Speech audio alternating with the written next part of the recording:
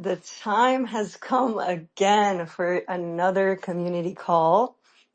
It's obviously been a little over a week and a half, 2 weeks since we've had our last one. Obviously, you guys know that the team was traveling to KBW, Korea Blockchain Week, and then the remainder of the team went off to Singapore as well for Token 2049. So today, we're obviously going to just do a little bit of a recap, talk about how the events went. We're going to talk about the Grail Pro. Obviously, you guys know we had an official announcement of it a couple days ago, and then we're also just going to dive into some of your questions. As always, ask anything, learn everything. Right? That's the basis of these calls. It's awesome to see that we have 84 people in this space. I think this is one of our largest spaces in the last couple of weeks to months. So shout out to all our new community members. I know we had quite a few of you join yesterday actually with the announcement of the new Zeely Sprint. We're so happy to have you here, my friends. There is a lot of value to be extracted from this community.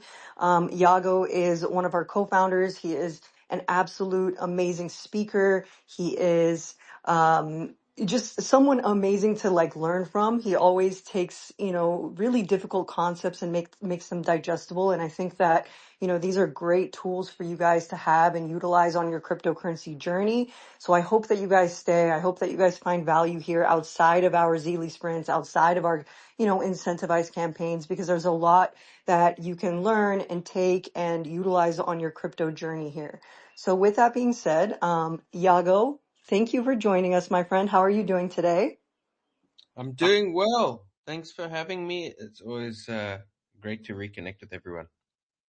Well, it's amazing having you as well. I know that you're super busy, so we definitely appreciate your time significantly. I guess let's dive into the event recap. And before we do that, I did want to mention, guys, today there will be a giveaway taking place. So anybody that attends, you are automatically entered to win this giveaway. So what I'll do at the end of this call is I'll screenshot everybody that's here, and then essentially you'll be entered to win this giveaway. But you must be following me. You must obviously be following BOS and Yago. I cannot DM you, so the only way that I can reach out to you is if I tag you. So you must be following me, just putting that out there. And then obviously, if you guys have questions, please drop them in the AMA questions channel on Discord. I will do my best to try and get to everybody, but I can't guarantee that. And then those of you that actually get your questions answered in the AMA questions channel, you will also be put into entering this raffle to win 30 engage points. And as you guys know, I've been telling you guys this for the last couple of weeks. The engage exchange is going to ramp up with rewards over the course of the next couple of weeks. So you definitely want to start stacking those points, my friend, because the rewards are going to get very interesting. But with that being said, let's start. Yago, let's talk about Token 2049. How was your experience there? Do you feel like you learned anything new? You ran into any interesting people? Would love to hear about your experience there. It was a great trip. The big takeaways for me were, I mostly went in order to be able to meet with our partners. We met with a lot of people from the Litecoin community, a lot of people from the Cardano community. There's really exciting things in particular with the Cardano community happening right now. And then also I spent a lot of time talking to our institutional partners. There's increasing interest in Bitcoin, in utilizing Bitcoin for primarily collateral and as a secondary issue for the purposes of yield. So we spent time with the funds that manage these funds, and spent a lot of time talking also to the custodians, with whom many of them maintain their funds, and Grail Pro was the key thing there, and the ability to integrate Grail Pro directly into these custodians. Wow, that's extremely exciting. And you were also a speaker on quite a few panels, I believe. What were some of the topics that you were highlighting or contributing to? Um, it, the primary focus was around institutionalization of Bitcoin, institutionalization of crypto, and interoperability across the crypto ecosystem. I think for me, one of the most exciting or fun panels was actually at Multi-Chain Day, where BOS was with Wormhole and with um, some of the other large, like Sollayer, some of the other large bridging providers, and our ability the reason we were invited was the fact that we're able to present and provide probably the biggest change to how you think about cross asset transfers, right? Going beyond bridges, allowing users to directly utilize their assets across multiple different platforms, allowing smart contracts to be integrated with multiple different chains, and for everything to be ultimately able to go back to Bitcoin and be secured by Bitcoin and utilize Bitcoin as what it is, like the very heart of crypto, the neutral hub around which everything else is built. This is a new idea. It's going to take time for people to absorb it, but yeah, even though we potentially in some ways threaten some of the business for projects like Wormhole, there's a lot of interest there around seeing how we can integrate, and that would be very exciting because it would dramatically accelerate the degree to which the technology is able to propagate and get to tens of millions of users who are currently using these systems. That's amazing. That's amazing. It seems like there was definitely like some productive, extremely productive conversations that took place. I know that some of the community that was probably following along on my daily vlog journey at KBW probably just saw it as one giant, massive party, but obviously it's really hard to kind of track these, productive conversations that are taking place, right? So thank you for expanding on that. It's nice to hear about. And yeah, on like the KBW front, Korea Blockchain Week, guys, I know that I did my best to put out as many vlogs as I could for you guys. I really wanted to take you guys through the journey. This is something that I had never done before. So it was a little bit out of my comfort zone taking you guys I, through, I enjoyed I enjoyed following your journey. I wasn't in Korea, and ah, it made it much more. It was nice to feel like I was getting a part of the experience.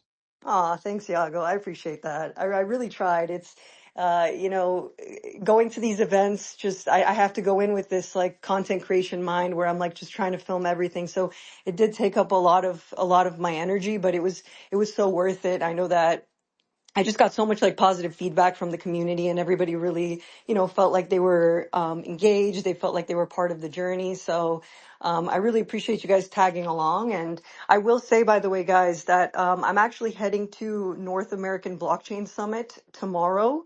This conference will take place Thursday, Friday. So I will do the same this time around. I will try to make sure that I take vlogs for you guys and take you guys with along the journey.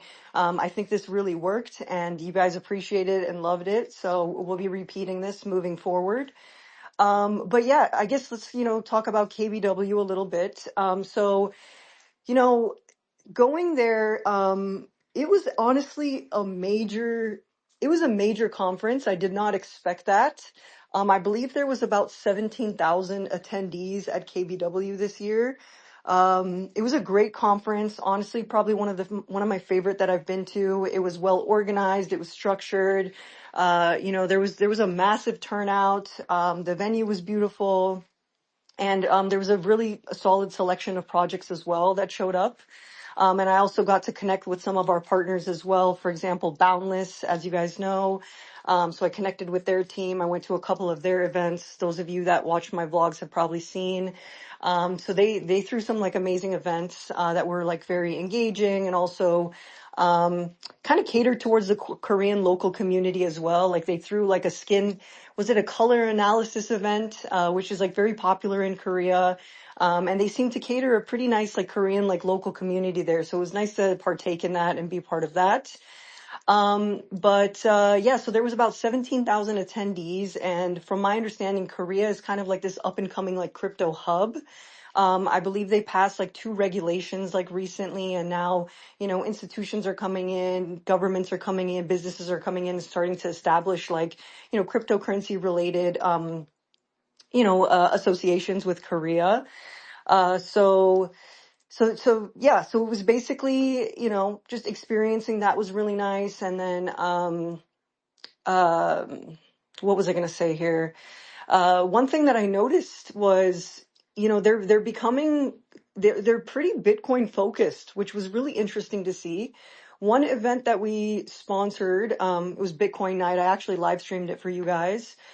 It was obviously a Bitcoin focused event. There was a couple projects over there like Babylon, Neutron, for example, and, a lot of the Korean local community showed up, and I was talking to them and they were saying how, Korea is starting to become a lot more Bitcoin focused, obviously because Bitcoin is the most trusted asset. It's the largest asset.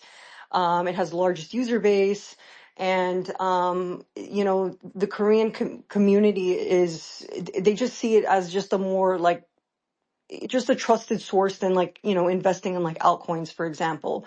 So, and then they were obviously very particularly interested in programmability in Bitcoin, that now we can actually do more with our Bitcoin than have it remain as this, limited to being this like store of value. So, that was interesting. And, we actually had a couple of local, Korean people show up to some of our events, and they were very excited about BOS.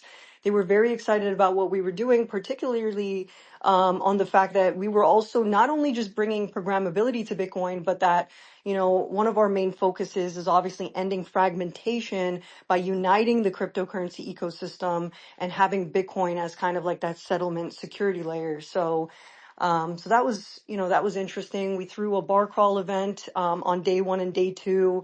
That was a pretty nice turn up. While we didn't really cater to the local Korean community, unfortunately, we didn't have a lot of time to like advertise these events. We pretty much built a community from scratch there with just like the attendees, and it was really nice. We went to a couple of bars with the bar crawl. That's typically how it works. And then the second day, we also threw another bar crawl event, and the attendees from the first bar crawl showed up that second day, and they were like, hey, this was an amazing side event for us. This was one of the best side events we've been to. This was an amazing networking opportunity. I met the right people. They were like, oh, you guys brought amazing energy. They were talking about like me, Calvin, and David. David is our DevRel. Calvin is our head of ecosystems. They said that, our energy really like made it what it was. And then towards the end of that second night, we actually brought them all over to another event that we were hosting. So it really like kind of secured like the relationships that we created. And we all kind of just like ran into each other at side events, like, throughout the week. And it was just beautiful. It was just beautiful. It was building a community from scratch. And, we really enjoyed that. And like I said, guys, if you guys want the recap, feel free to go on my profile. I posted 6 days worth of like daily vlogs. Feel free to watch them, grab some popcorn because it'll probably take you a while to get through them. But yeah, guys, I mean, that was pretty much it. Obviously there's more to that, but I don't want to take up the entire space and call, talking about like the events. But if you guys do have more questions regarding that, happy to dive in there. Yeah, so with that, let's move on to Grail Pro, my friends. Like I said, we obviously made like an official announcement. I believe it was over maybe a week and a half, 2 weeks ago now. So with that, I guess, Yago, do you want to run us through Grail Pro, what it is and why it's super important? Sure. So Grail is the system which allows for but basically the reason we built Grail is that what it allows is for programmability to be applied to BTC. Now, since then, Grail has actually expanded and it can provide a basis for providing smart contracts to Bitcoin and for integrating with other chains. But the primary reason was to build programmability for Bitcoin. And that in combination with charms is what allows us to have not just programmable BTC, but also any kind of programmable asset on Bitcoin and make those assets transferable to other systems. There was a great deal of interest in being able to take BTC and utilize it without counterparty risk, right? If you're a large holder of BTC, a family office, a whale, a corporation, a fund, today when you want to utilize your BTC, you need to go through centralized services. And this obviously introduces counterparty risk, but it also introduces other kinds of challenges as well. You need to have paper and pencil contracts written up. That is a slow and expensive legal process. And so it's much less streamlined than being able to do things via DeFi. And anytime you utilize your BTC with, like, I don't know, the CME or an ETF or a hedge fund, what you're actually holding is not BTC, but a security. And that means that there are significant frictions around what you can do. For example, a corporation is not able to utilize their BTC beyond sort of 40% if it means they're going to be holding securities, because U.S. public corporation law, publicly traded corporations are not allowed to hold a large amount of securities for the purposes of trading. So for many, many reasons, the ability to be able to hold BTC with less risk, less friction, and less regulatory limitations is extremely attractive. The problem that we encountered is that a huge proportion of this BTC is held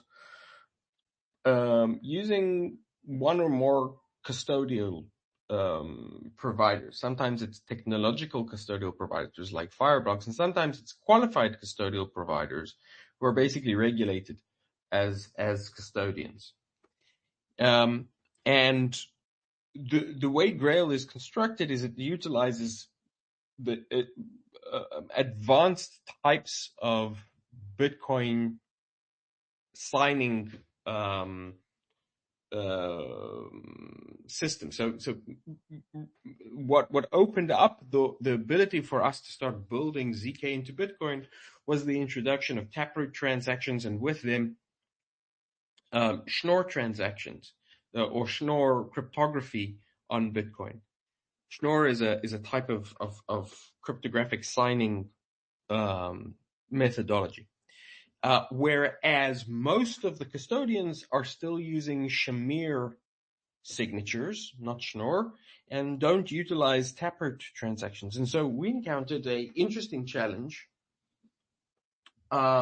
Had to develop a system which is currently unique in the world, which basically allowed custodians to integrate our system using their existing technology, right? They weren't going to change their entire technology to utilize our system. And so we spent many, many months modifying Grail and developing an institutional version of Grail called Grail Pro, which actually allows Grail to be integrated directly with the custodians, so that if you are the client of a custodian and you hold BTC in a wallet, that wallet itself can become a smart contract, and you can begin to utilize your BTC as ZK BTC directly from your wallet. This also means that the custodians who are integrating the system, they are going to act as operators in the BOS network. And so the level of security that they're bringing for their own clients, and that their clients pay for, is going to be provided to every single BOS user for free. And the reason that occurs is because, as you guys, as we've mentioned many times, and probably everyone on the call already knows, our one of N system means that the entire system needs to be corrupted. Literally every single operator needs to be corrupted for the system to be corrupted. And so even if there's a single custodian on the system, their level of security, protecting against exploits, hacks, or their system being corrupted, then is provided effectively to the entire system.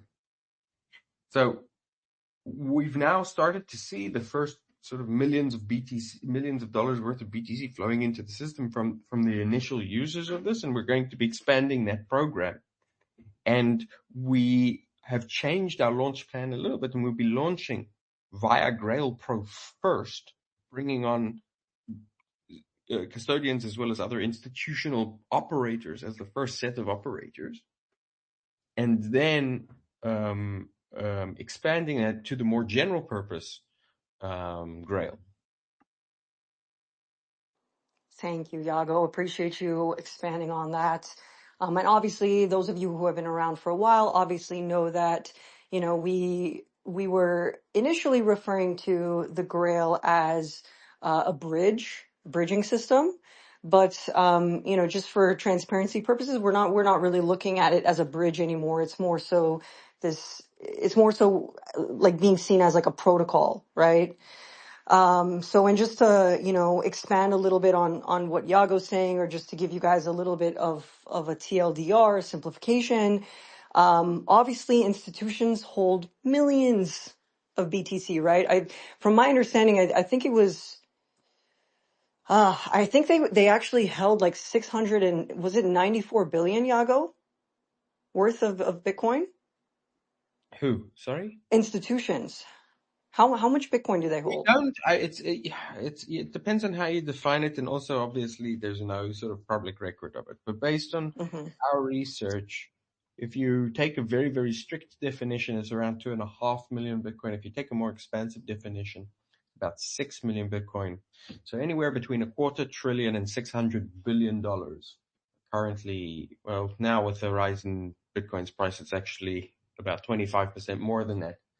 So we're now getting to the point that possibly as much as $1 trillion worth of BTC is held by institutions and managed by professional money managers. That's major, guys. That's major. And now they're going to be able to utilize our tech and actually turn their dormant capital, their dormant Bitcoin, into productive capital, and be able to utilize it for DeFi without, giving up control over their Bitcoin, because that's what the system allows, right? They can maintain control. There's no counterparty risk that's involved.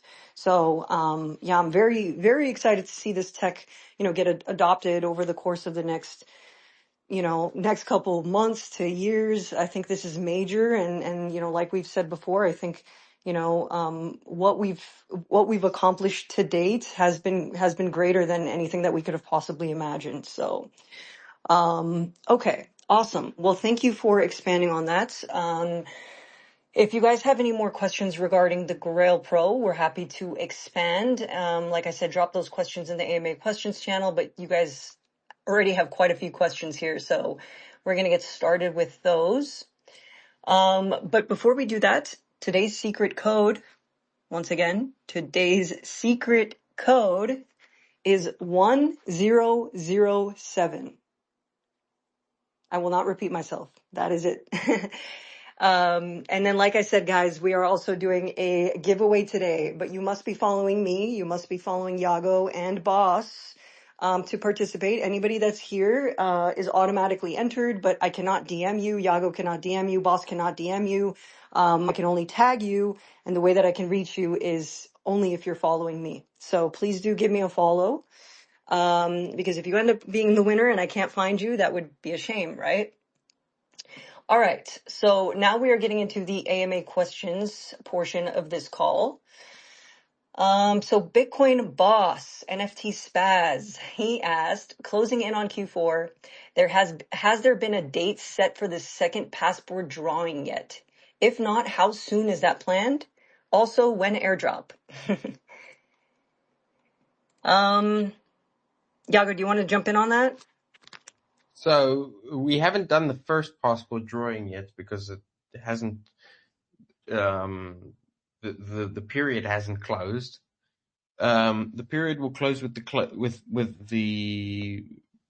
TGE and the beginning of and the end of the pre-sale process. We are thinking of doing this more than once, and so this could become a signature sort of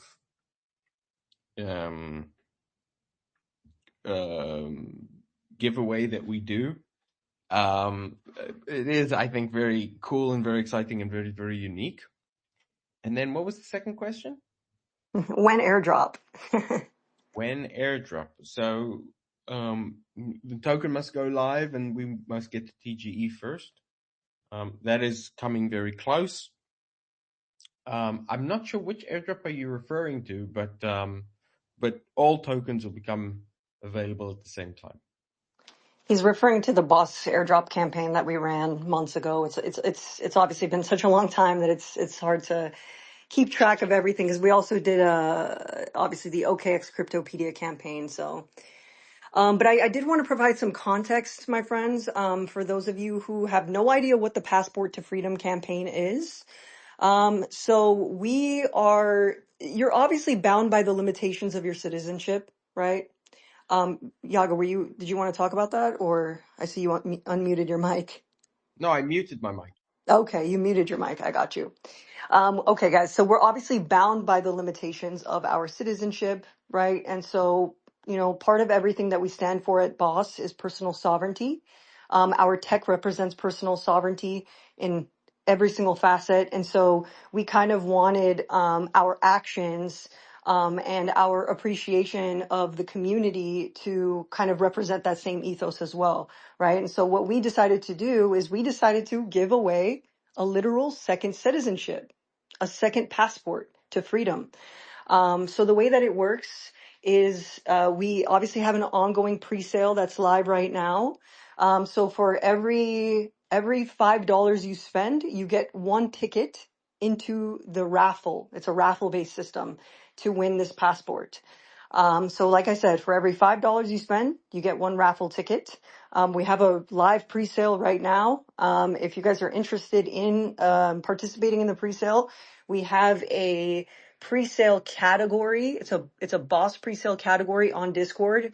There's a pre-sale instructions channel, pre-sale FAQs channel. Pretty much everything that you need to know is on Discord. Just ask one of the mods and they'll help you out.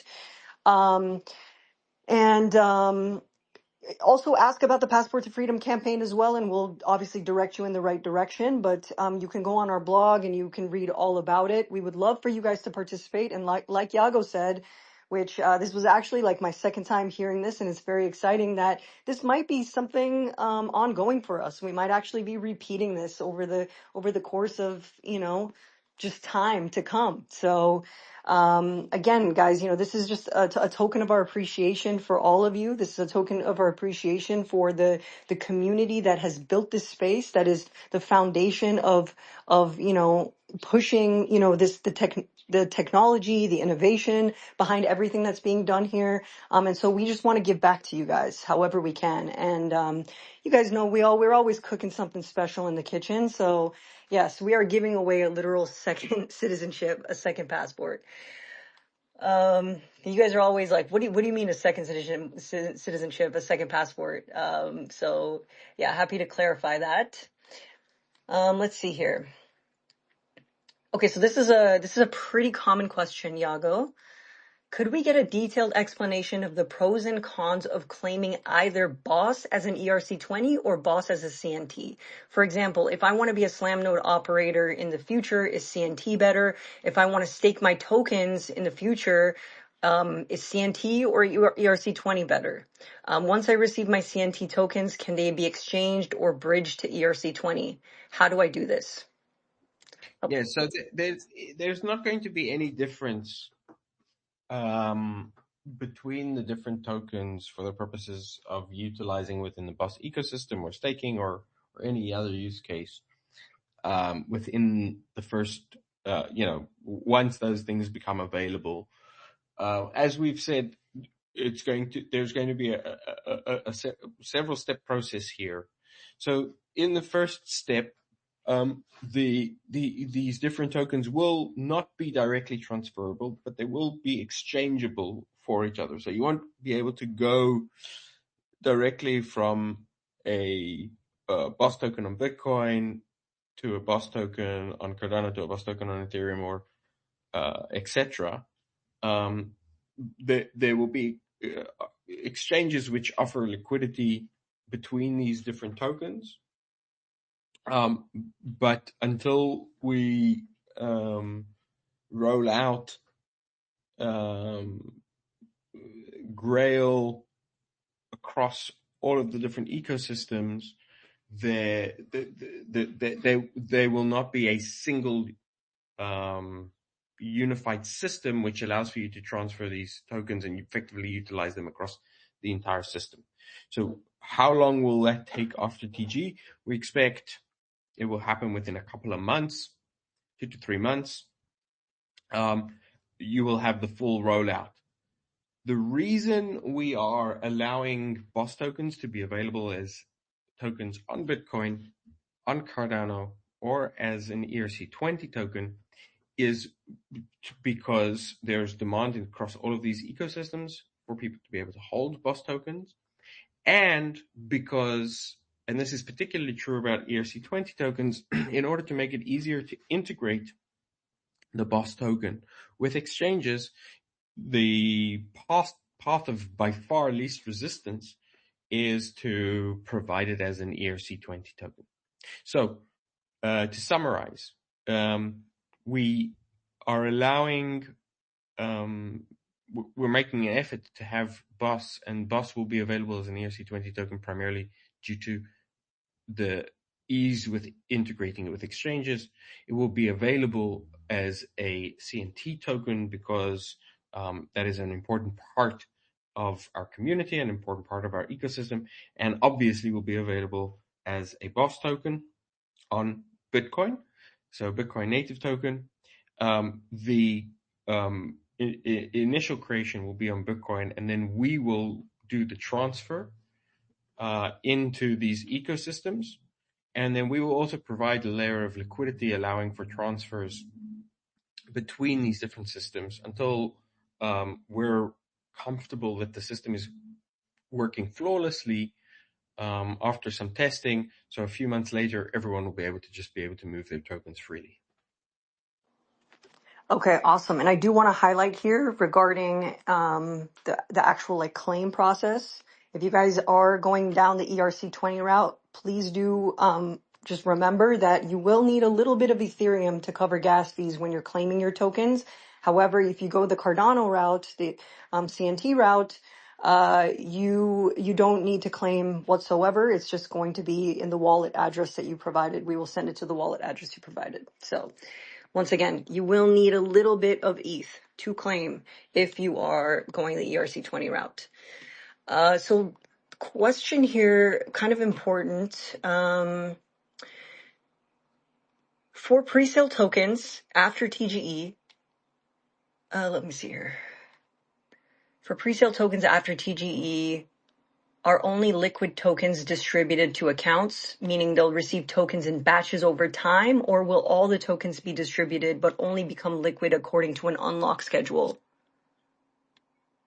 No, the tokens will be distributed on an ongoing basis based on their vesting schedule.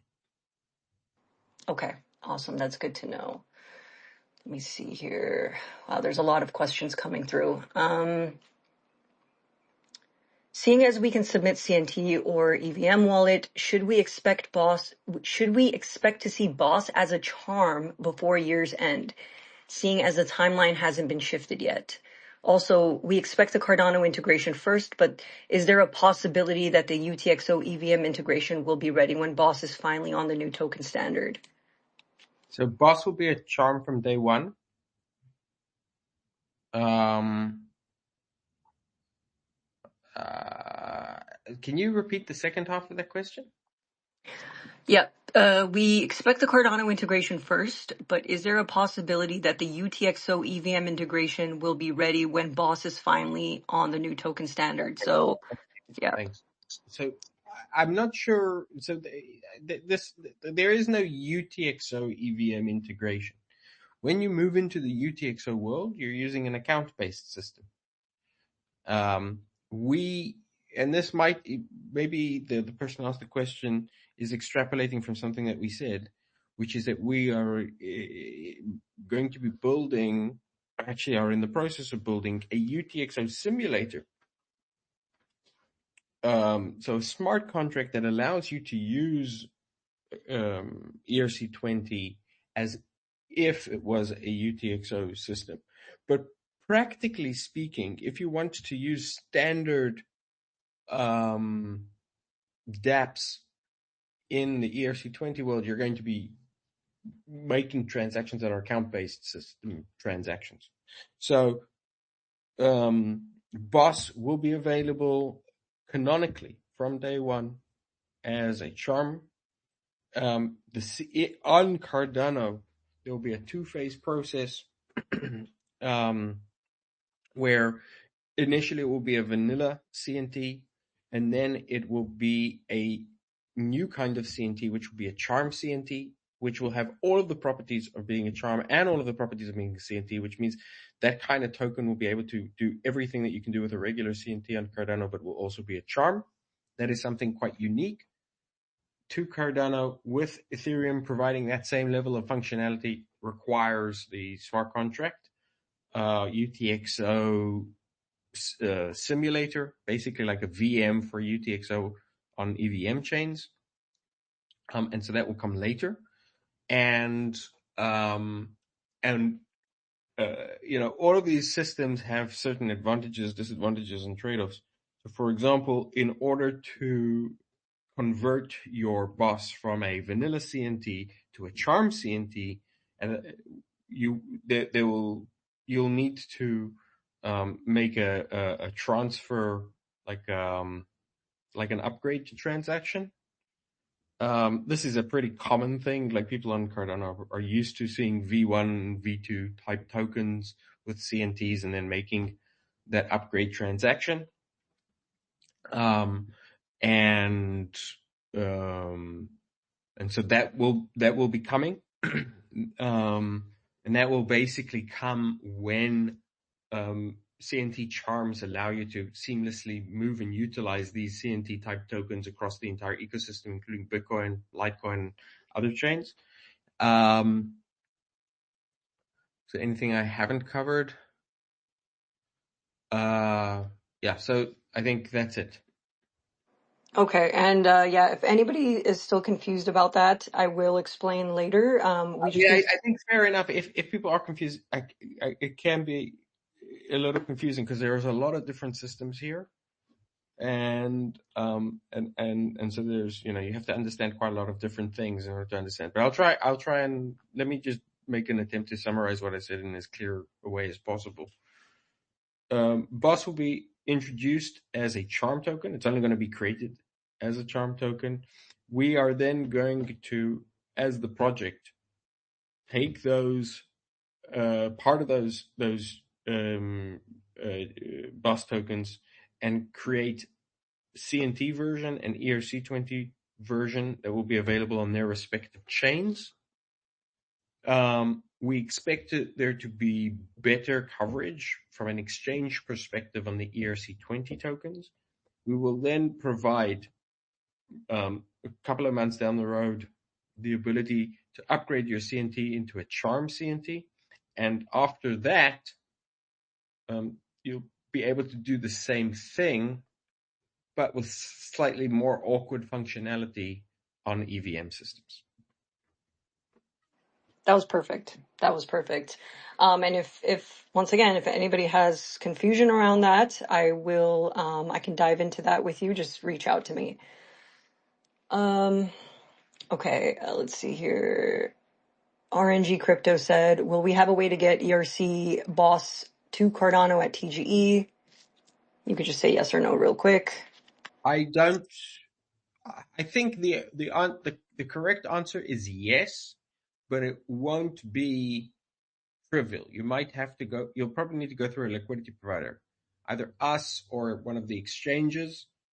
And so if that is something that you're excited to do, like if you really want to have your BOS token as a CNT, I would say take it as a CNT, because we expect that initially there's going to be frictions in moving between these very, very different environments. Thank you, Yago. And then will there be staking opportunities for BOS at TGE? If so, will it be both on ETH and Cardano? So no, as we've sort of, I think, stated a few times, we've tried to make very clear that staking will not be introduced immediately. It will come after the introduction of Grail, and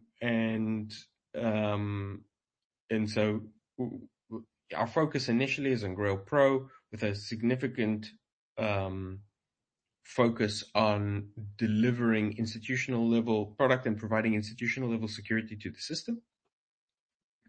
Then our goal is to make running the nodes and the operators easier, so that anyone can do that. And then that will also be when we introduce staking. Awesome. Thank you for highlighting that again. We already kind of covered this, but if you just want to give like a quick pointer here, Steve Hoppy said, could the team elaborate on some of those interesting conversations that were had with other projects or peers at KBW or Token2049 that added value to BOS as a whole?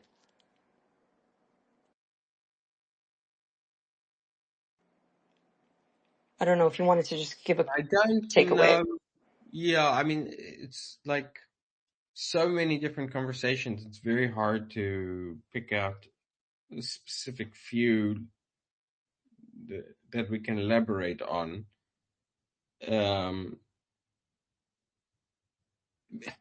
Yeah, it's hard to talk about sort of private conversations and elaborate on them.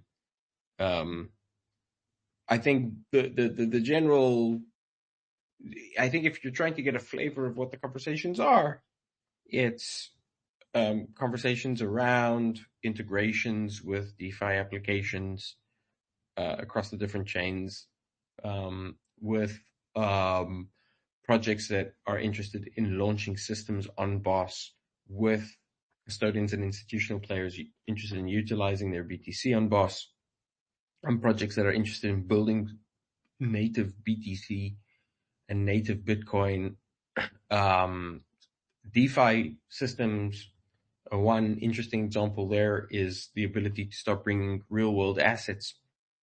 So this is, stocks, bonds, real estate, and using Bitcoin as a settlement mechanism. Another key component there is stablecoins on Bitcoin. So that's the flavor of the kind of conversations. That's perfect. Thank you so much. Okay, so Lord Whitefire asked, so there has been talks about claiming BOS tokens on ERC20 or CNT. It says ERC20 might be easier to trade on big exchanges, but it doesn't explain how liquid, easy to buy or sell CNT will be, or how to move them after the token generation event when BOS fully launches. My question is, after TGE, if ERC20 BOS is listed on more exchanges than CNT, will there be simple tools for people to switch from CNT to ERC20 without paying extra fees? So we already covered that. Did you want to add anything else? Because we're pretty sure we just covered that like a couple times. Well, I think a key thing there is, as people who are in the Cardano space know, there is not very good coverage for exchanges when it comes to CNTs. And so there's a couple of things that we're doing to mitigate this. One is encouraging and working with exchanges to also list the CNT versions. And then also working to integrate and have BOS trading and available for other things like borrowing and lending on DeFi platforms on Cardano. Thanks, Yago. Substance asked, will SLAM nodes be able to run also on ARM CPUs?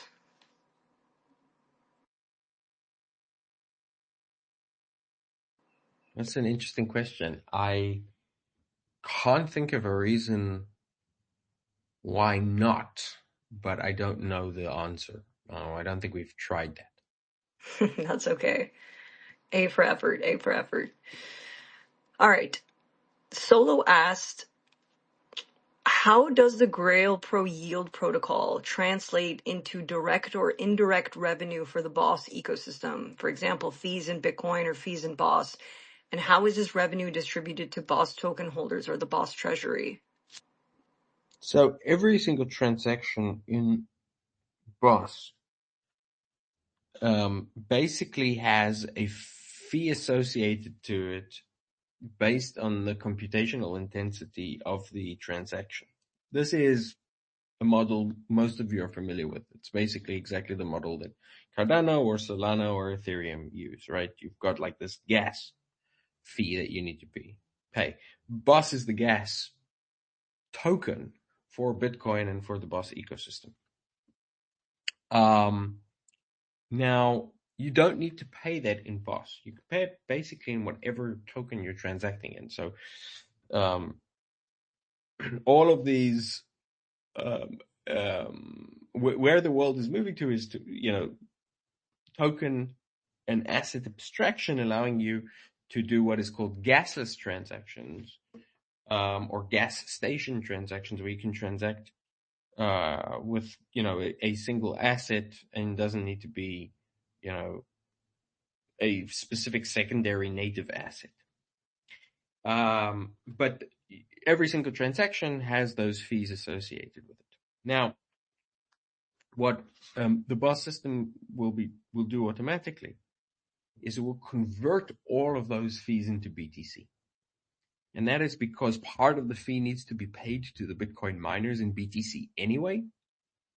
And so these fees, you can basically think of them as having two components. There's the mining fee to get the transaction included in Bitcoin blocks, and there's the gas fee to pay for the compute. The mining fee goes to the Bitcoin miners, the gas fee goes to BOS. And so the BOS system will collect BTC on an ongoing basis. And that is basically the protocol's revenue, right? So the protocol is on a continuous basis earning BTC. And then what the protocol will start doing, this won't be from day one, but once we turn on the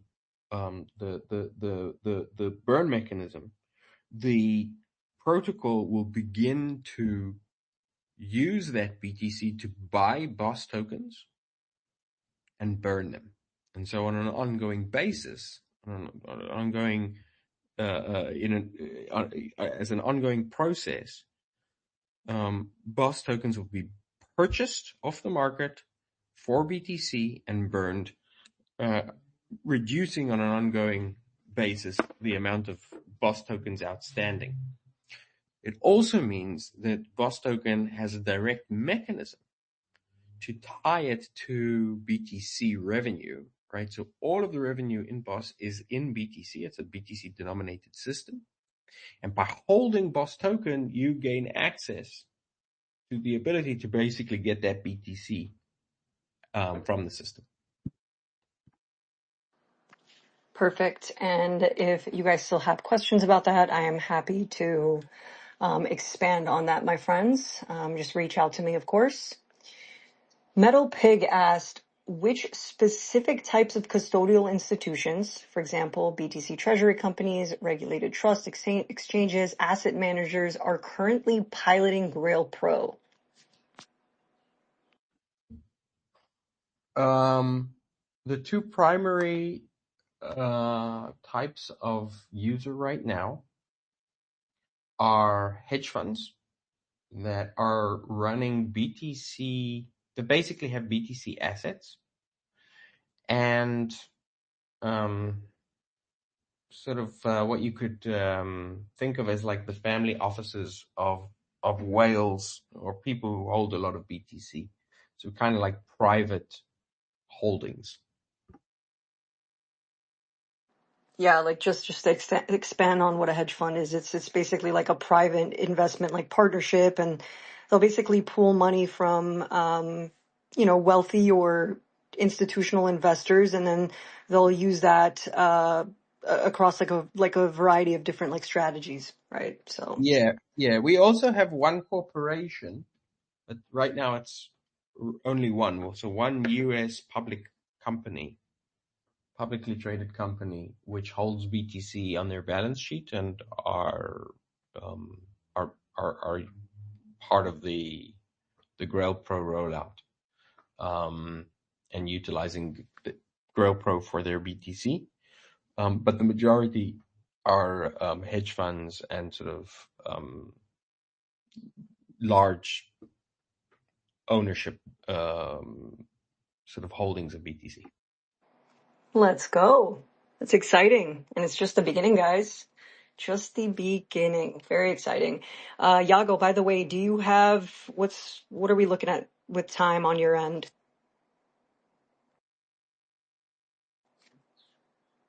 You have like 5 more minutes. You got 10 more Yeah, minutes. Yeah. I can be a couple of minutes late to my next call. Okay. All right. So we got about 10 minutes. All right, so let's see here. Shared culture. You asked, is there any clear advice on how to check my token allocation as an investor of the presale? Yes, my friend. Please go to the Sovereign Origins Launchpad.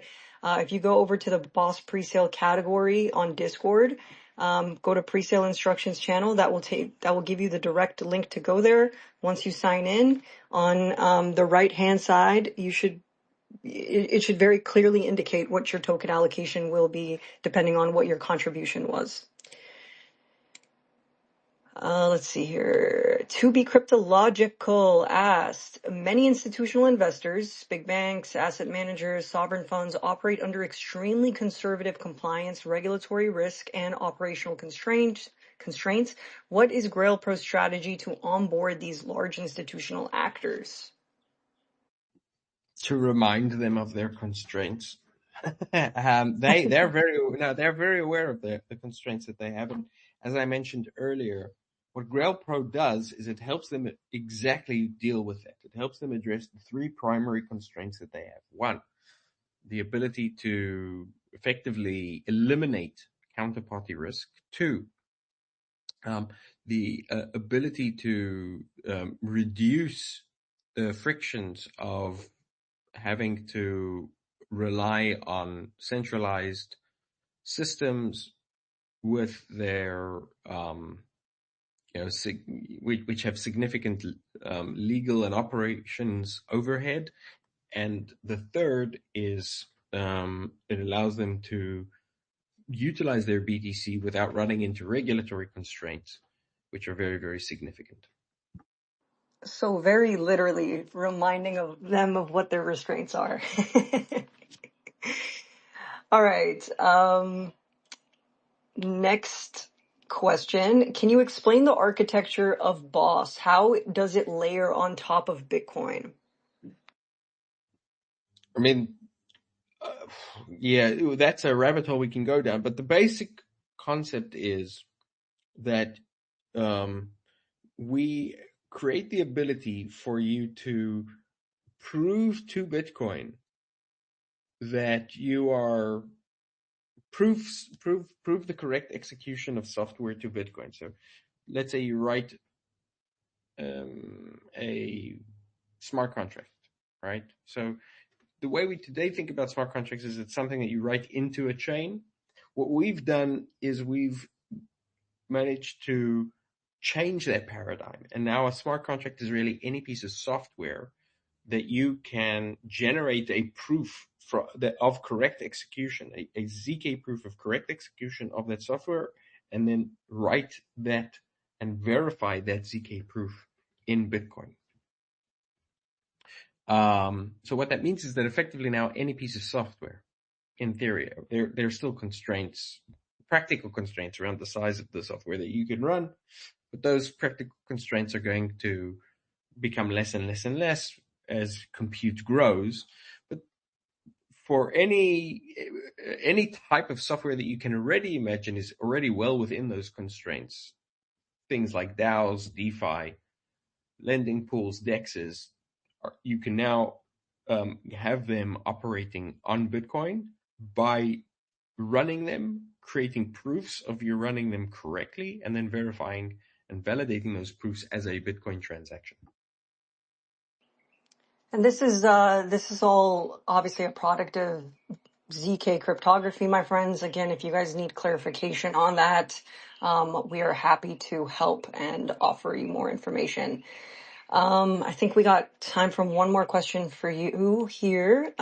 Jimmy Shaker said, BOS token will generate revenue through node operating, staking, and use of infrastructure from all compatible Bitcoin L2s. Charms is a new token standard when beaming from and to Bitcoin, but Charms from an investor's perspective is a separate entity. Can you shed some light on how revenue through Charms as a token standard is generated and what happens with the revenue? I am asking because Charms was presented as a separate entity rather late. Thank you. Charms is not a separate entity. Charms is a protocol. It's not an entity at all. And the Charms protocol is part of BOS. There is a company called Charms Inc. who are building systems on Charms and for Charms, and they are a separate entity. They're part of the growing BOS ecosystem of projects that are building on Charms, building on BOS. And can you just dive into the revenue aspect as well? How does revenue through Charms as a token standard get generated, and what happens with its revenue and association with BOS? The same as anything else, right? So the compute costs of any transaction that is running through BOS are paid via these gas fees to the BOS protocol. Awesome. Yeah. Just because Charms is a separate entity doesn't mean it's not part of the BOS stack, right? It was built No, that's for not right. BOS. Yeah. Charms is not a separate entity. Right. Oh, it's not a separate entity. No, Charms is not a separate entity. There's a company called Charms Inc. who are building on Charms. In the same way that there's like a website called Bitcoin.com, right? But Bitcoin.com is just called Bitcoin.com. The fact that they're called Charms Inc. does not make them Charms. Charms is a protocol. It's not an entity, right? And Charms Inc. is just one company that are building on Charms. Understood. Awesome. Thank you for shedding light on that. We are 2 minutes past 4 p.m. UTC. Are you good? Do you want to head out? I can take one more question. All right. One more question here. What new features are planned for Grail Pro? Right now, no new features are planned for Grail Pro. The main thing we're focused on with Grail Pro right now is rollout, and hardening, and making sure that it is, production ready, that we're super confident in it, and that we can allow billions and eventually trillions to flow into it. Awesome. Sounds amazing. Thank you so much for your time, Yago. We appreciate you. Feel free to jump out whenever. I'm going to do my best to answer some of the other questions that we have here, and then dive into some community things. So feel free to hop out. Thank you very much, Elian. Really awesome how you run these calls. You're a great moderator, and thanks everyone for joining. And I look forward to the next time we have time. All right. Thanks, everyone. Cheers. Thank you, Yago. Much love to you, my friend. Thank you so much. All right, so let's dive into some more of these questions. I'm going to do my best I'm going to sift through, guys. Obviously, I can't answer all of these, so I'm going to do my best to answer them. And then obviously I want to dive into some community related things as well. Some important things about like the Zealy sprint that's going on right now. I'm going to mention some like XP related things. So BTS asked, will there be any big new partners or features be added to BOS soon to make it much more popular? So in terms of new features, we obviously need to focus on like the products that we have at the moment, right? Like the Grail Pro, it's obviously going through this pilot enterprise program. We need to make sure that it goes through like serious rounds of, it's kind of like testing of sorts, before we can kind of like, fully move on with it and release it to the public. Sorry, give me 1 second. 1 second. Sorry guys, hold on. Sorry about that. And then in terms of big partners, absolutely, my friends. I mean, that's the goal, right? The whole goal with our operating system is to essentially unite the entire cryptocurrency ecosystem and have it anchored to Bitcoin as a settlement layer, have it anchored to Bitcoin security. And so it's really important that once our tech is ready, for us to be able to integrate all the layer ones and all the layer twos, right? So like when we're talking about Charms, which is our universal token standard, at the moment, it can simply only be moved for like through UTXO chains, right? Like so like Bitcoin, Cardano, Litecoin. But then our goal is to be able to expand to EVM, to all layer ones, to all layer twos. So of course, there are talks with different partners at the moment, but obviously we can't dive into who that is. Let's see here. So how can BOS integrate or interoperate with ecosystems like Tron, Polkadot, Cosmos? Does the tech stack allow bridges, or is the vision to make those ecosystems unnecessary over time? No, the vision is not to make those ecosystems unnecessary over time. It's unity, it's unification so that there can be interoperability, so that there can be communication across these chains, so that we can truly, finally put an end to fragmentation. So we are not trying to put an end to any ecosystem whatsoever. We're just trying to make them work better. We're trying to make them work smarter. Obviously, when I mention this time and time again, but when you don't have an operating system to come in and manage resources, to come in and create interoperability, right? What do you tend to get left with? You tend to get left with a state of chaos. Now, on the user end of things, on your end of things as retail, you might not necessarily notice this, but on a technical level, we are in a state of chaos, and you are experiencing it to some extent. I mean, just look at like siloed liquidity, right? When liquidity gets siloed across these like ecosystems, that tends to affect you. You tend to end up having to pay higher gas fees and, slippage and all of that, right? And so there are things that are pretty much not working as they should as a result of the fact that we don't have an operating system for crypto right now. So BOS is going to be the first operating system that's going to put an end to these problems. Let me see here. And how can BOS integrate or interoperate with these ecosystems? So like Yago had mentioned, we are going to be building a simulator that will allow for this integration to take place. Now, when that's going to take place, I'm not sure. I think we are building it, but when it launches is it's a matter of when, right? It's always when. It's always when. All right. Some of your questions here are heavily chat GPT'd, heavily chat GPT'd. And so, chat GPT's giga brain, unfortunately, doesn't work with my brain, because I don't work like that. So it's hard to answer some of these questions. Next time, guys, like feel free to just word these, through your own like understanding. It makes it a lot easier to like get through them, because sometimes it's honestly, it's hard to make sense of what the question actually is. Okay, so ComputeFi said, in what ways does Grail Pro use the BOS token alongside ZK proofs to help institutions create programmable tokens like ZK BTC while keeping full control of their Bitcoin? So we kind of already covered this. Obviously, Grail Pro is, it's a protocol, right? We obviously used to call it a bridge. But then, we decided to we decided to do something that others were not necessarily doing. So typically, And I'm literally like, I've been repeating this for like months on end, but a lot of you are new here. So I'm going to explain to you something very simple. So the way bridging works, right, when you're moving your assets from one chain to another chain, is typically your assets get locked into a vault before something else gets minted on the other side, right? So let's say I'm trying to move my ETH from one chain to another, right? What happens is my ETH gets locked inside of a vault, and then what gets minted on the other side? Wrapped ETH, right? So what happens is that vault is typically governed by a multi-sig, a federation, an institution, a custodian, right? What I mean by that is it's governed by literal people, right? So they have access to the keys of that vault. And we've seen time and time and time again that this is extremely prone to being compromised.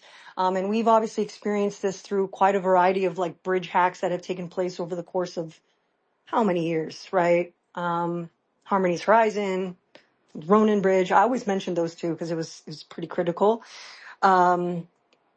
So with us, what we're doing with ZKPs, zero knowledge cryptography, is that instead of trusting, right, the vault process, instead of trusting custodians, right, to hold your assets, you're trusting mathematics. You're trusting cryptography. So you never end up giving up your control of your Bitcoin, right? Your Bitcoin always remains at your side. It always remains in your control. You don't have to trust somebody else to hold on to your Bitcoin. That's what we mean when we're eliminating counterparty risk. And then again, this question is, it's so, there's a lot to it. So I'm hoping I'm answering this correctly. Yeah, we'll have to, and I guess like with the Grail Pro, how is it affecting the BOS token, right? It's kind of like goes back to like what Yago was saying, where BOS is a stack, right? And you guys are very familiar with the model of where a token will essentially be used for gas fees, right? So that's kind of like the place that the BOS token has.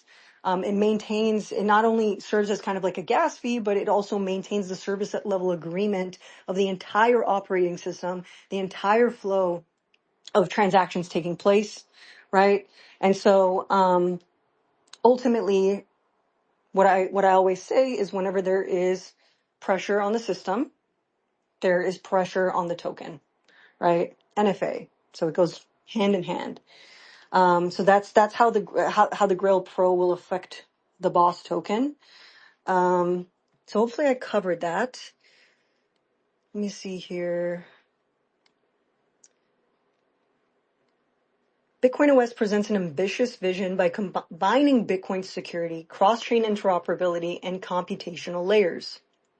What are the biggest challenges in making this vision truly scalable and practical? That's honestly a question for Yago. So I'm sorry that we didn't cover that in time. But obviously, guys, like I tell you guys, if you guys have questions for the AMA, you need to think ahead. The second we announce an AMA taking place, you need to go and drop those questions in the AMA questions channel so that we get to them first before everybody else. Because once these AMAs start, it's like 50 questions back to back just dropping. So, but what I can say to that is that it really comes down to like a technical level, right? Kind of like what Yago said, there's so many layers to, to the technology that we're creating, the technology that needs to be used, especially when it comes to interoperability and integrations with all these different chains.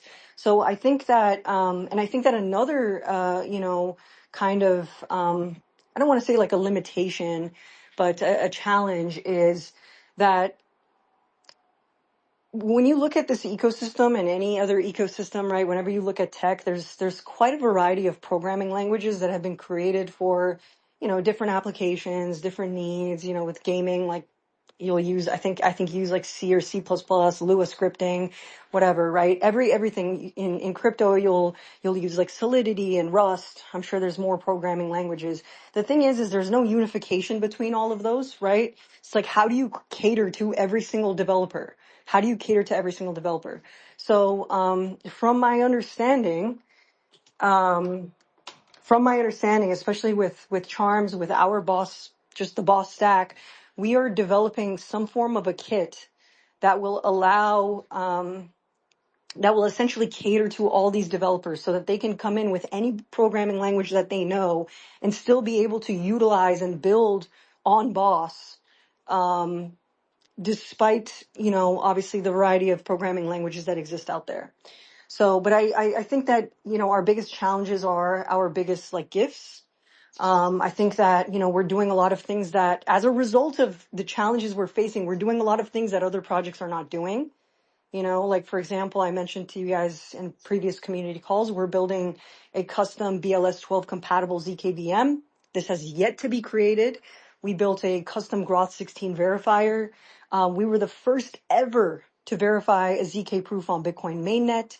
Our challenges are constantly showing us what we need to see, what we need to do, and we are doing everything on our end to combat them, obviously one at a time. I'm going to bring up D Young Prof real quick because you have requested. In the meantime, let's see here. Crypto M, you asked a good question. So really, really, really good question.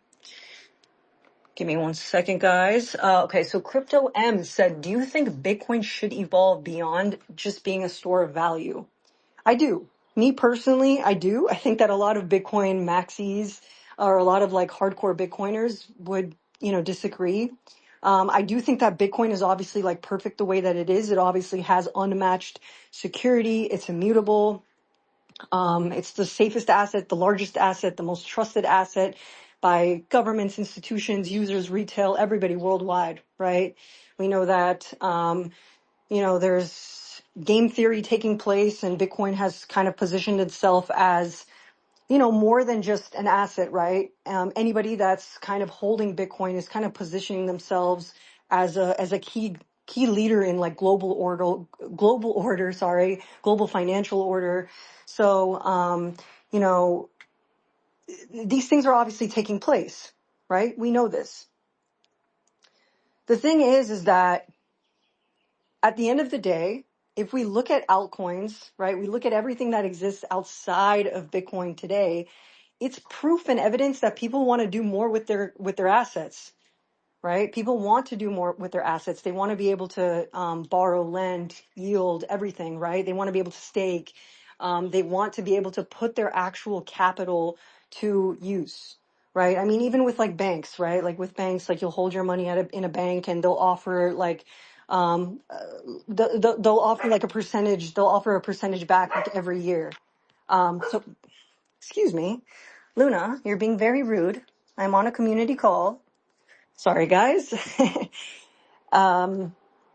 So you just looking at like banks, right? Even like our bank accounts, savings accounts, like they offer us like yield. So like there's just proof and evidence in every aspect of financial architecture that shows us that people want to do more with their money. They don't want it to be dormant. And unfortunately, I think that honestly, with Bitcoin, the only reason why, people haven't done as much with their Bitcoin is because they haven't been able to, right? But we do look at, wrapped Bitcoin, for example, on other chains. I think I'm pretty sure the number's gone up significantly, but there is a significant amount of wrapped Bitcoin. What does wrapped Bitcoin mean? It means they're wrapping their Bitcoin to use it on other chains for other purposes, right? Again, that's proof and evidence that shows that people want to do more with their Bitcoin. So I do think that Bitcoin should evolve to more than just being a store of value. I think that Bitcoin's evolution is ultimately going to impact the entire cryptocurrency ecosystem. There's so much dormant liquidity there, guys. There's so much dormant money. Imagine that liquidity now starts flowing into the entire crypto ecosystem. Imagine the unification, interoperability, the seamlessness that's going to take place, not only on a technical level, but also on a retail like user level. So, yeah, me personally, yes. TLDR, yes. Let's see. Which real world use cases do you expect to drive the first wave of adoption on BOS? I mean, the first thing is obviously going to be like with ZKBTC and the Grail Pro, right? Initially, obviously, ZKBTC is programmable Bitcoin. You guys know that, right? It's literally Bitcoin, but programmable. It's backed 1-to-1 with Bitcoin. Now, at this moment in time, ZKBTC can only be used by institutions, but the goal of ZKBTC is for it to be able to be utilized by everybody, right? And so, what does that do on like on a real world? I guess like on a real world use case, real world. It's like what is real world? Like, honestly, what is real world? But I guess like you'll be able to actually put your money into a very trusted asset, right? And utilize it for DeFi, for decentralized finance without giving up without any counterparty risk, right? You control your Bitcoin remains with you, your assets remain with you, and you don't have to trust anybody to put your Bitcoin to work. So that's what we're trying to do for like the masses. It's not just institutions. We want everybody who, holds Bitcoin or doesn't, who wants to hold Bitcoin, who wants to get into the ecosystem to be able to have like a extremely safe way, of being able to put their dormant capital into to use to make it productive capital, obviously. How will the community be involved in governance and decision making for BOS? Stay tuned, my friends. This is a very good question, and this is something that we are talking about internally.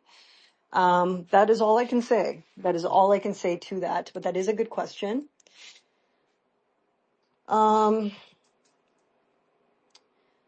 Jason from BitcoinOS, our fellow moderator, our amazing moderator. He asked, good morning, everyone. This is my question for the AMA. Yes, that would be correct since this is the AMA questions channel, Jason. I was going to ask something different, but Yago already answered my question, so this question is for you aliens. Wow, thank you very much.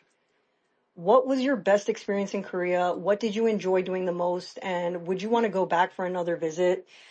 Korea was amazing. It's honestly the most efficient country, first of all, in all the ways. They have this like integrated subway system where you can literally like go anywhere in South Korea, literally anywhere you want. And then it's integrated with like the buses, and then like walking distance from everything isn't too far. So I found that to like be super efficient. They have like this app called the Naver app, which you download and you'll put in like your address or wherever you want to go. And it will literally tell you, go onto this subway, get off at exit so-and-so. And literally as you're on the subway, it will tell you like, get off. And then it'll be like, go upstairs, take a right, take a left, go downstairs, sleep, go to bed, eat some popcorn, and then go take a transfer to another subway. And then from there, it'll tell you, okay, get off at this station and then take a bus, so-and-so. Like, it's a super efficient country in so many facets. I mean, even just like the hotel room, there was all these like little gadgets and things that just made my experience and stay like so much better. The people are so friendly. They're so kind and so compassionate.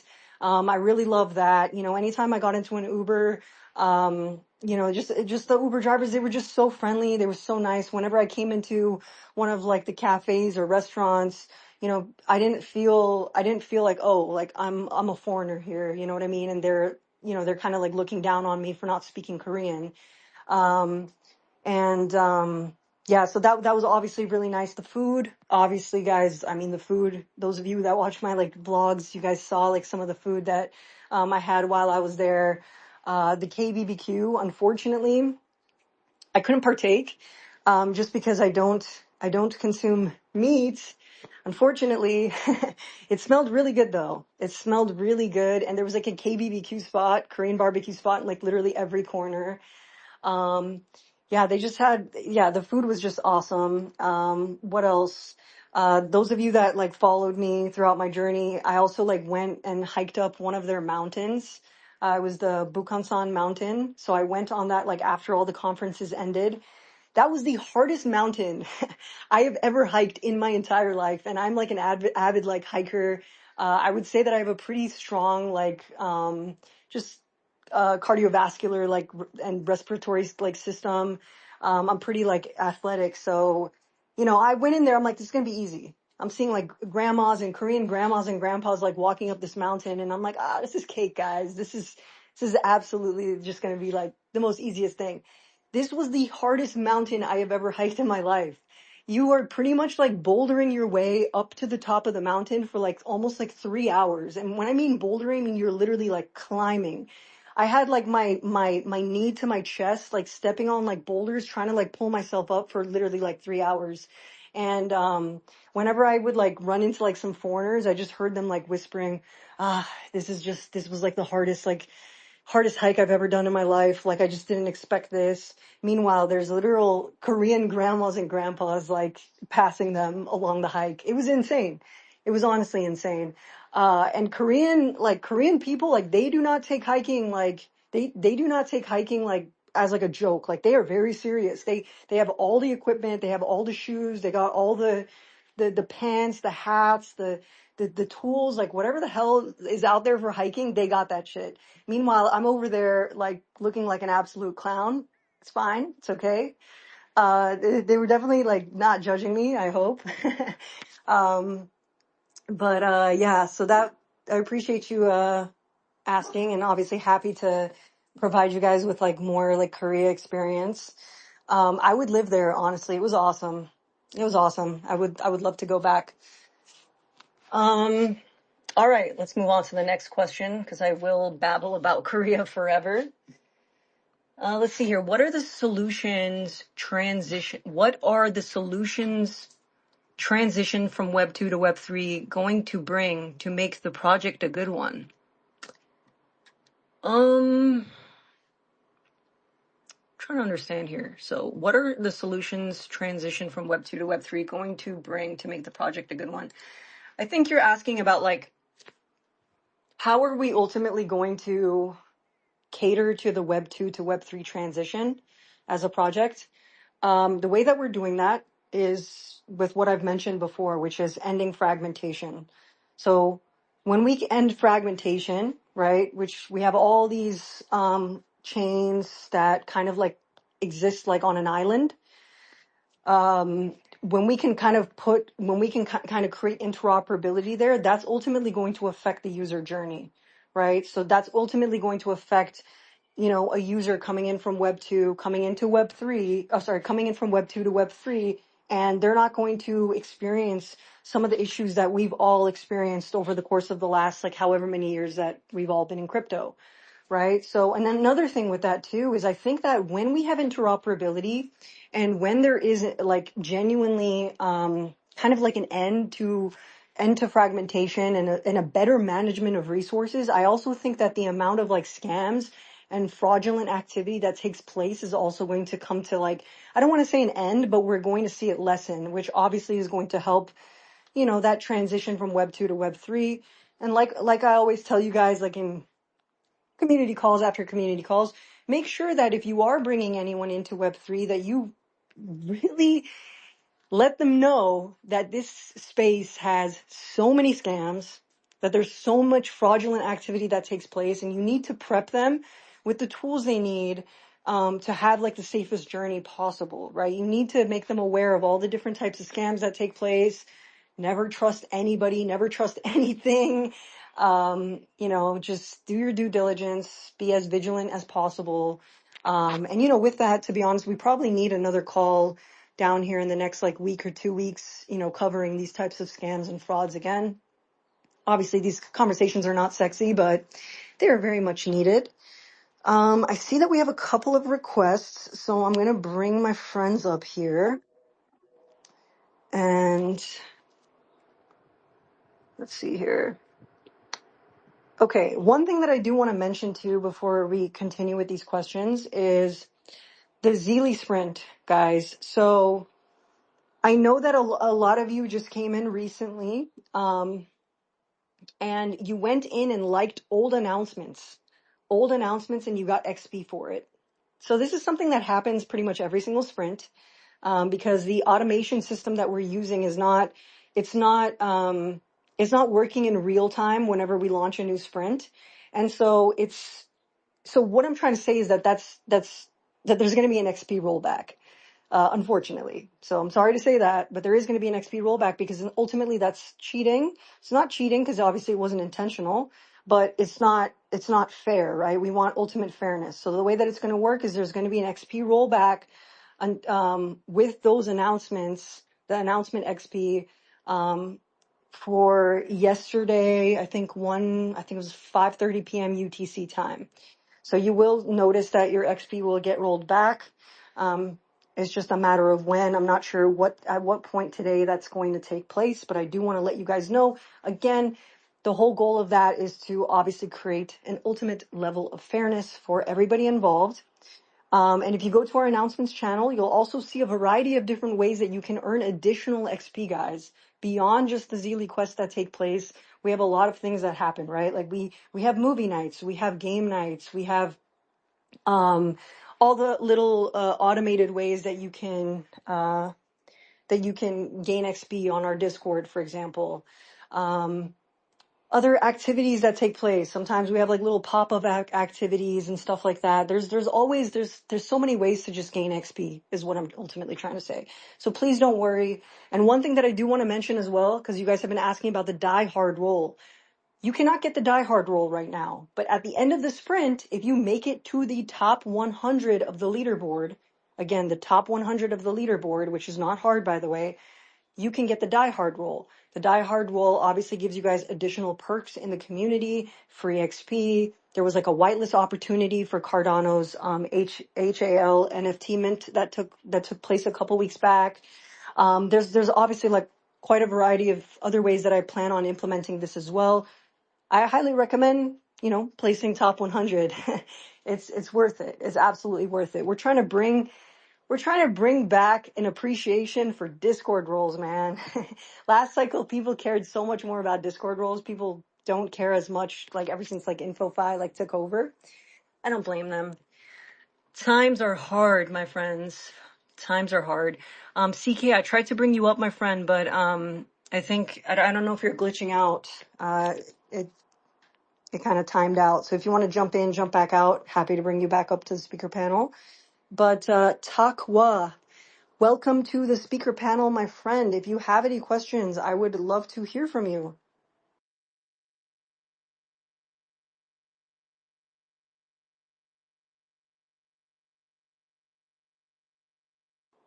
Takwa, Taqwaa, my friend. If you have a question, we are here. We would like to hear it.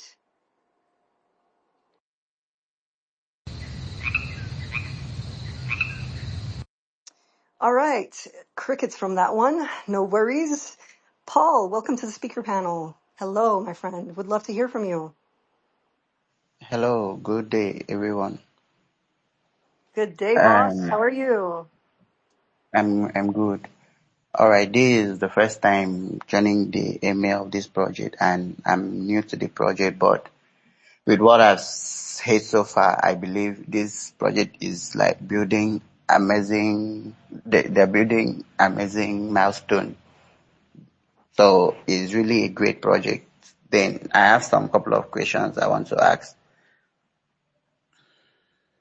Then my first question is, okay, how can I get verified to be eligible for airdrops and whitelists? First of all, Paul, nice to meet you. Thank you so much for joining our community call, my friend. It's a pleasure having you always. Stick around. Like I said, we were always running campaigns. We always got incentives going as a token of our appreciation for the backbone of this project, which is the community, of course. And there's always value to be extracted here. Like I said, Yago is an absolute gigabrain. 95% of the stuff he says just kind of like blows my mind. And I'm sure that you guys also feel the same way. There's a lot of value to be extracted here, not only for, just for your understanding of BOS, but also as a tool to help you on your crypto journey. So I highly, implore you to stick around, join the community calls. And of course, like we appreciate you guys so much. So just you being here and listening, it obviously like means the world. In regards to airdrop campaign. So we actually ended our airdrop campaign a couple of months ago. So unfortunately that is no longer taking place. However, like I said, do not let that deter you because we literally are always cooking something in the kitchen. We always cooking something up. We always have like some kind of a campaign, some kind of an incentive, something special like cooking for you guys. So just stick around. But what I will recommend is we have an active live Zeely sprint right now. If you would like to Okay. participate in that, please come to our Discord. Ask one of the community mods and they'll basically guide you through the entire process. If you place top 100 of the Zeely sprint, on the leaderboard, you will unlock the Die Hard role on our Discord server, and the Die Hard role obviously just gives you access and perks. So, different things that takes place. If we have a campaign running, an incentive running, maybe you'll get like double XP or you'll get free XP. You might unlock like whitelist opportunities. That role is currently like being prioritized within the community. So, highly implore you Okay. to go check that out. Yeah, Okay. I awesome. jo- I already joined the Zilly Spring. Then you made mention of you made mention of a secret code. Then I think I've forgotten the secret code. I don't know how I can get that again. You'll have to listen to the recording, my friend. I mentioned it like halfway. So you'll just have to listen to this recording once this Yeah. call is Yeah. done. I'll also upload the recording to YouTube as well. So I try to cater to everybody. Um, yeah, but awesome. Happy to have you, my friend. Very, very happy to have you. Seriously. Thank you for joining our All community. right. Thank you. Yeah, All right. Thank you very of course. much. So CK, are you on the speaker panel? Because I'm not seeing that again. Indulgent, can you see him as on the speaker panel? No, I can't. Okay. CK, I'm sorry. If you want to jump out, jump back in again, you can do that. I don't know if you want to keep playing this game, but I do want to hear from you. Let me see if I can pull you up. I don't know if it's something on my end, but anyways, Indulgent, hello, our fellow moderator, our amazing moderator. I'm just going to keep it to that. Not going to say anything. Not going to troll you on this community call because I have to be professional. Was going to mention something about pregnancy, but I think I'll hold myself Yo, back. come on now. We're in public now. That's an in-house joke. That is an in-house joke. That is an in-house joke. Yeah, yeah. No mentions of pregnancy. No worries. All right. Yeah, yeah. Professional. Yeah, let's keep it professional. Um, we see CK. Hey, CK. Hey, Welcome to the speaker what's panel. up? What's up, friend? What's up? I'm doing good. Am I coming through? My connection's been wild today. You're coming Awesome. through. You're I coming see. through. I see the emoji. Well, you know what? I just really wanted to jump up here and say it's always so great to see you. I, I'm sure you covered so many points. End of the day, I'm a big believer in grand unified UTXO theory. CK, I think you're cutting out. Here, just go again. Go again. I think I can hear you. Or not. Or not. Indulgent, can you hear him? Or is it just me? Nah, I think his network is glitching out again. Okay. Well, I don't know if you can hear me, CK, but thank you so much, my friend. I know that you are, of all people, a major believer in the UTXO kind of like super chain alliance. So I always love when you share, you share your like your posts and stuff on Discord because I always like, kind of seeing like, and you're always like showcasing your mind. So I love kind of getting a glimpse of that. And obviously love seeing you always, my friend. It's always a pleasure having you join us. And he's gone, so never mind. But Indulgent, hello. How are you?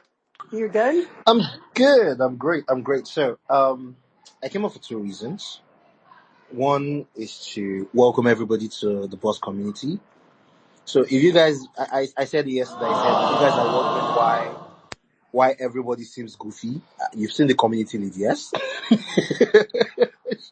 Alien's the clown. Come on So now. that's where you see the positive vibes coming from. That's why everybody's so goofy and playful on the Discord. She keeps it real. She keeps it 100. She keeps it friendly. So welcome everybody. Secondly, so I know a lot of us are here for the sprint. We welcome you. Come challenge us. We have reigning champions in our Discord. We've knocked a couple of others down the perch. And what I am going to say is this: everybody keeps pining on about the diehard rule. Listen, you know what? Let's be a little bit community friendly. Real shit, yeah. It does nothing for you. I guarantee you, you could get this rule and still find yourself outside the leaderboard. I am telling you, Hold on. okay, so Hold on a second. What do you mean it doesn't do anything for you? Meanwhile, I'm over it here. doesn't. It doesn't. Because everybody thinks like once you get it, it's an automatic leaderboard position, right? Yeah, well, I that's got. true. I think the season the sprint before this last one, I ended up as the second on the sprint, and I didn't have the diehard rule at that time. The last sprint, I ended up 10th, and I had the diehard rule. So I went 8 places down with the role. So it changes nothing, guys. There are many ways to get XPs. Just be active, be involved, have a good time in the community, and trust me, the rewards are worth it. We have our engage campaign too. You guys can get in on that. There's so many things to be gotten out of the community. Plus, you actually get to learn, right? You get to learn. You hear Yago come and speak. It's inspirational. If you guys had known me when I joined BOS, and you guys hear me speak now, you'll be surprised at how much I've grown.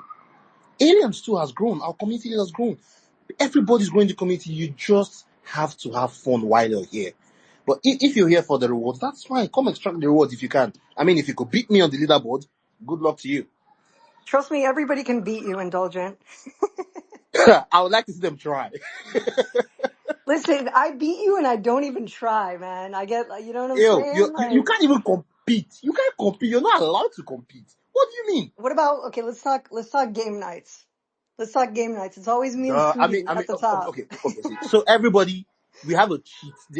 Sudi is a bot, but Aliens cheats. I don't know how she does it. She organizes the game nights, so I'm certain she cheats. Alien finishes top of every game night. I don't know how she does it. It's crazy. Sudi comes second. We need to ban Sudi from the chat. That's something I will put up a poll. Let's vote on banning Sudi. Yeah, just keep telling yourself that, right? I couldn't possibly just be that good. I couldn't be that good. You have to say I'm If cheating. you're not there and Sudi isn't there, I'm the best. For Christ's sakes, I'm the Mm, best. right, right. Okay, yeah, just keep telling yourself that. It's all right.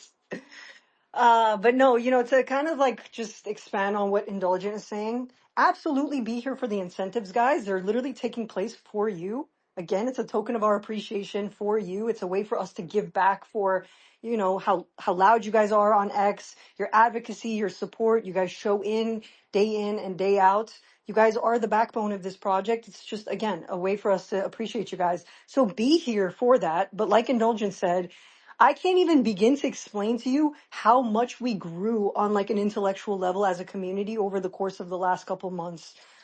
Talking about zero knowledge cryptography or elliptic curves, things of that nature. This was never something that was planned. I never forced, like, I couldn't have possibly imagined that I would even be talking about ZKPs or, cryptography as a whole or, different kinds of like signatures and transactions, whatever taking place.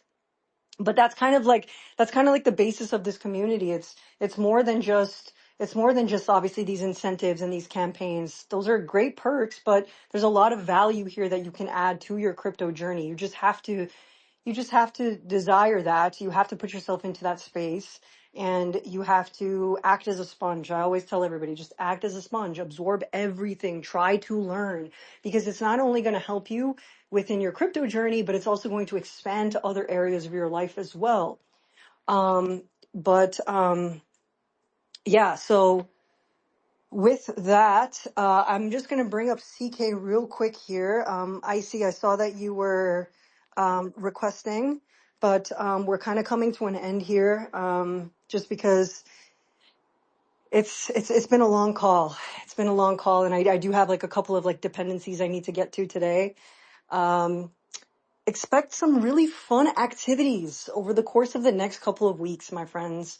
And just as a note as well, we have movie night coming up in a little over, I believe in like 2 hours, a little over 2 hours. We would love for you guys to attend. It takes place on Discord. We are watching a haunted house. It's not horror, it's comedy. It's really good comedy. I think you guys will enjoy that.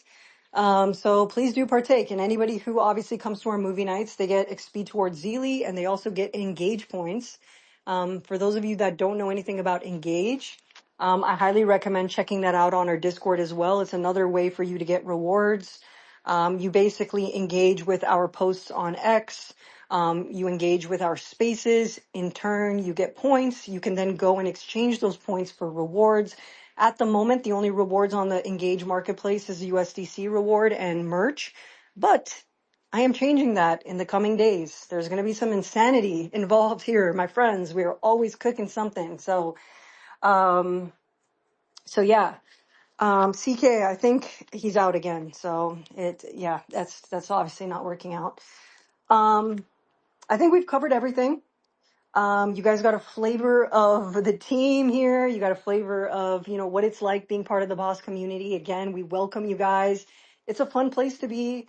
I literally I would say that everybody that comes into our community, like, we're pretty much close friends. Like, I would honestly call the people here like true friends. Honestly, like, I can bank on these people. I can count on these people. We have really nice conversations. It's outside of just technicalities, outside of just crypto. We talk, about family. We talk about our lives. We talk about spirituality, metaphysics, aliens, all those types of things. Yeah, we would just like for you guys to partake. We're happy for you guys to be here. With that, my friends, let me just take a screenshot again of everybody that's here, because you will be, like I said, you're automatically entered to win a giveaway. But you must be following me, my friends. Final warning, you must be following me, because I cannot DM you. I have to tag you.